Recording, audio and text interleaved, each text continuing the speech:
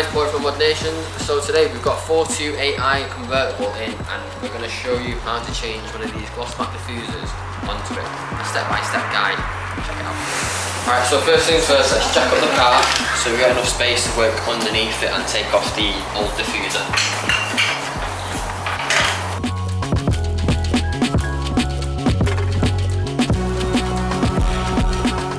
It's a good idea to jack up both sides as well. Makes your life easier.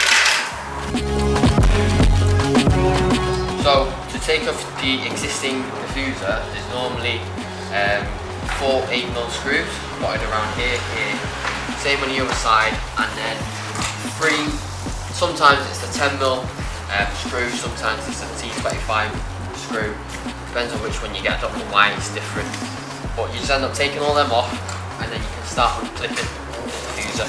So now that the old one's off, we can put the new gloss black one on. What I tend to do, I normally start on one corner, get one side in, and then move along, clipping in every single clip as you move along. They can take a beating, these, so you can put a bit of pressure onto it, and you won't really damage it. So you can hear that click.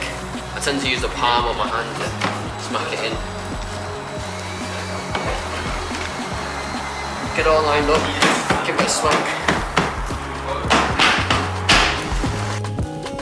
So once you've clipped in your diffuser, it's just time to put your bolts back in, and that's it, job done, within 10 minutes.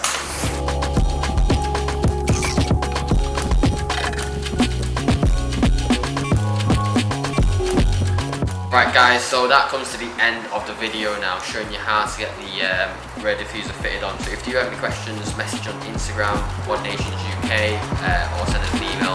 I'll definitely get back to you.